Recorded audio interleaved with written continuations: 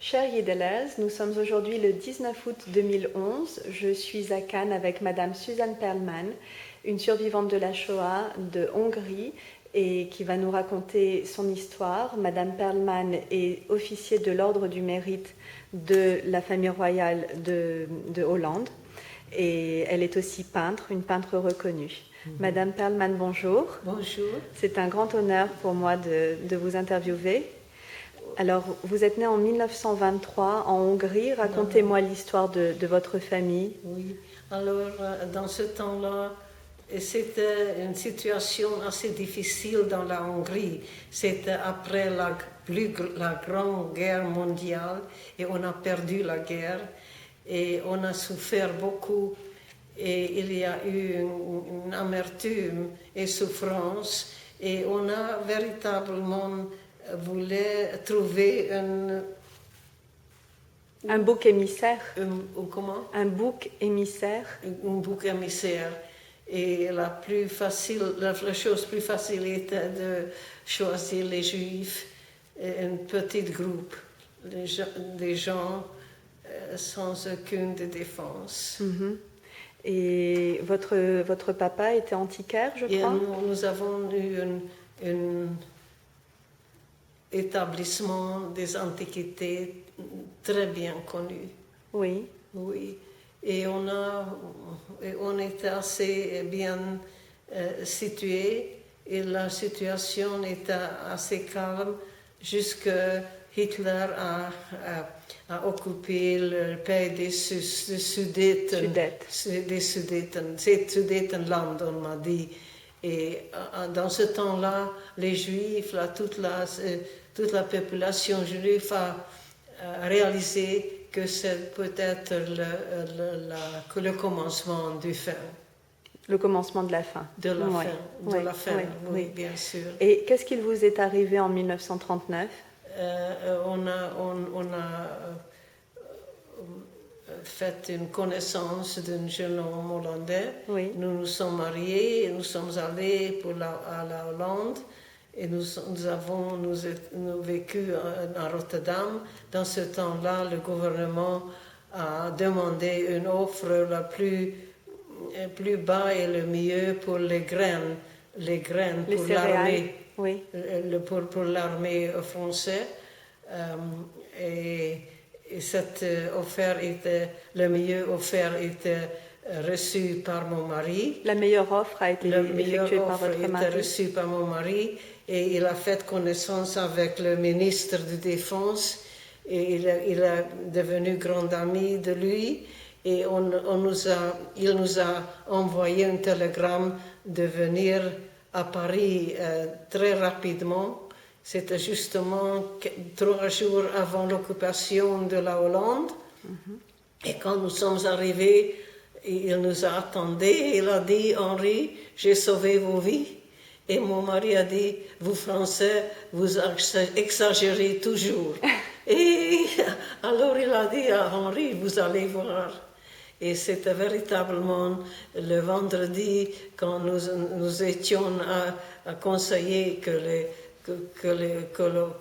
Hitler a occupé la Hollande et tous étaient brûlés et tous étaient bombardés.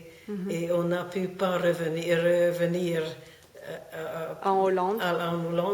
Et l'ambassadeur de la Hollande nous a conseillé de quitter l'Europe. Comme nous sommes juifs, nous sommes en grand danger, alors la meilleure chose sera pour quitter, pour aller par une des colonies.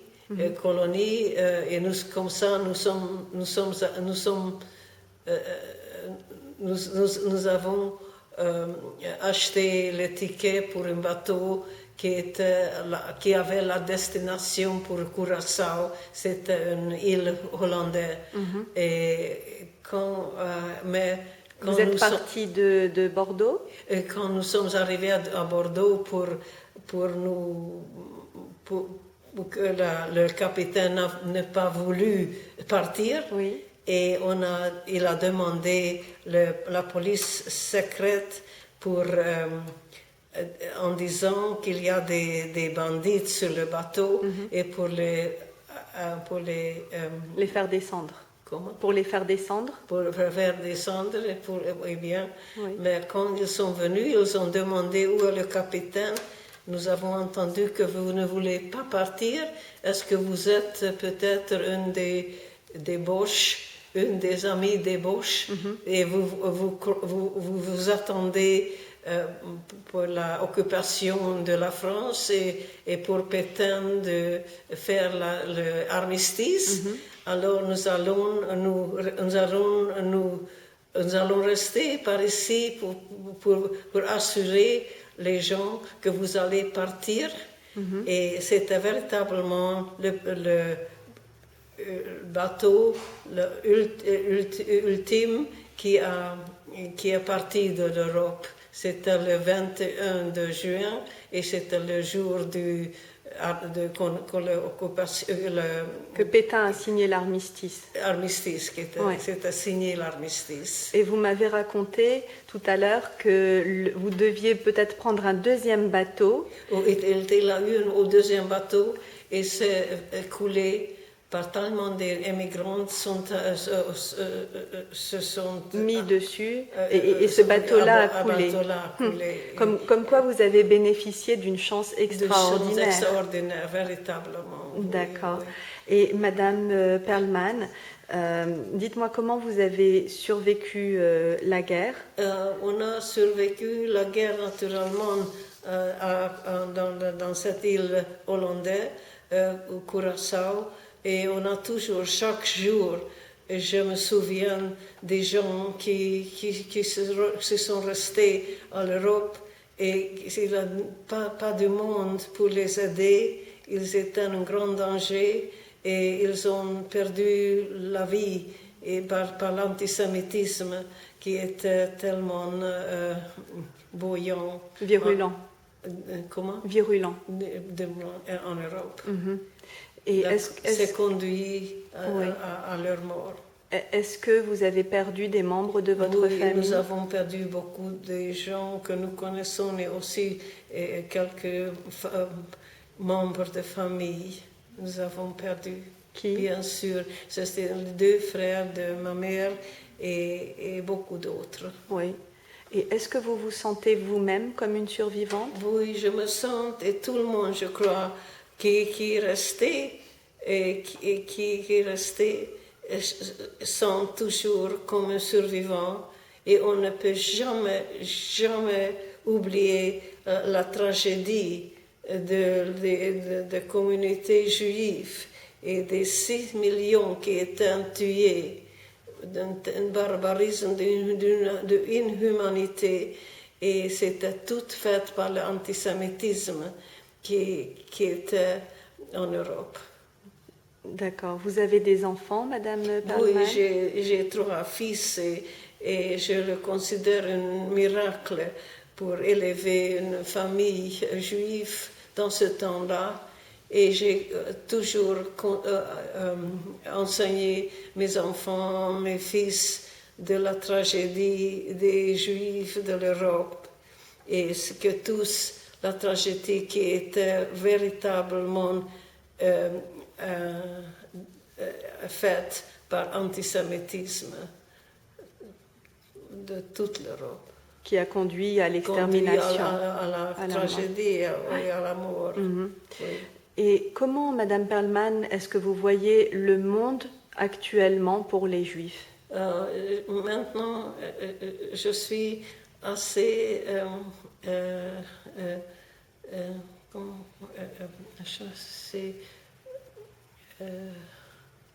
pessimiste? Comment? Pessimiste? Pessimiste, oui, assez pessimiste parce que je crois qu'il y a une renaissance de l'antisémitisme maintenant, seulement un peu des années après le Shoah.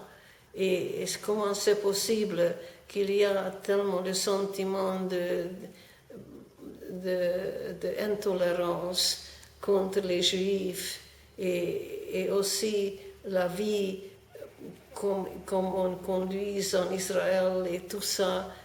C'est terrible la situation que nous avons maintenant. Que pensez-vous par rapport à Israël?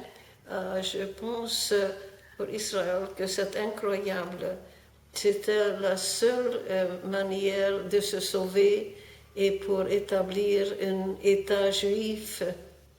Les gens étant les survivants de Shoah, ils sont venus pour construire avec grande difficulté un État et maintenant c'est déjà en danger parce qu'il y a le monde et le monde arabe qui le veut le chasser. Et que pensez-vous de Ahmadinejad et de son discours à l'ONU? Je trouve que c'est incroyable que l'Union Que les Nations Unies,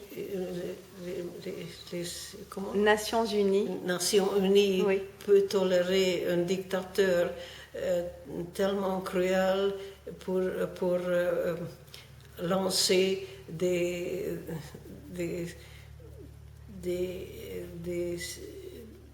penser les mots de danger contre Israël et pour le bombarder, et pour le chasser et pour ne laisser pas vivre dans cette petite pièce de terre. C'est une pièce de terre tellement petite comme un des environs de la France, une région. Une région de Oui. France, plus petite qu'une région de France. Incroyable, parce que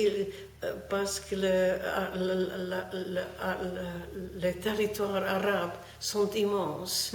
Ils ne sont pas développés. Et ce sera tellement pour leur bénéfice, pour inviter leurs confrères de venir dans leur territoire et pour le construire et pour le développer comme Israël a fait et on pourrait avoir une paix totale dans cette région. Oui. Vous savez qu'hier, il y a eu 7 morts et 25 blessés dans le sud du pays, à côté d'Eilat. Oui, Oui. j'ai entendu et je trouve ça terriblement tragique. Pourquoi on ne laisse pas vivre des petites pièces de terre et les peu de gens qui se sont sauvés et qui ont travaillé tellement pour construire cette petit pays. Et que pensez-vous de l'antisémitisme dans le monde? C'est terrible parce que l'antisémitisme, c'est la chose qui amène de la mort. C'est un chagrin, c'est une maladie qui véritablement est un grand danger pour les communautés juives. C'est un grand danger.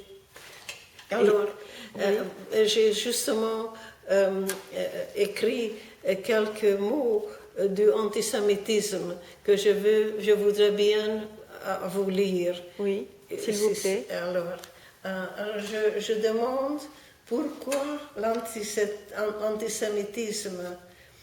Il faut considérer que l'antisémitisme est quelque chose totalement incroyable, une maladie terrible. Quand les immigrants juifs sont venus à l'Europe de l'Ouest, ils n'ont pas reçu aucune aide sociale, ils sont venus pour s'intégrer, ils sont venus avec grand respect et gratitude pour leur pays d'adoption. Ils sont venus pour assister, pour servir, pour construire. Ils sont venus pour s'exprimer de gratitude.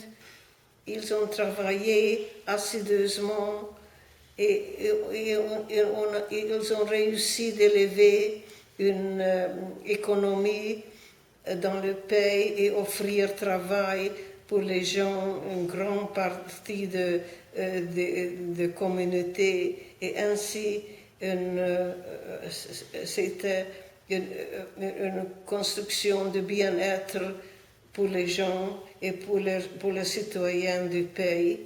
Et après, quand il était la guerre, les plus minuscules établissements financiers ont offert aider le ravitaillement des armées et pour protéger le pays. Et aussi, ils sont allés comme les soldats, ils ont fait des grandes choses, ils ont gagné des médailles de combat pour leur courage et toujours témoigner un sentiment de patriotisme pour le pays. Savez-vous qu'en toutes les synagogues au monde, dans toutes les synagogues, les Juifs, comme toujours, ils offrent une prière de bénédiction chaque semaine, le sabbat, pour le gouvernement et les autorités du pays.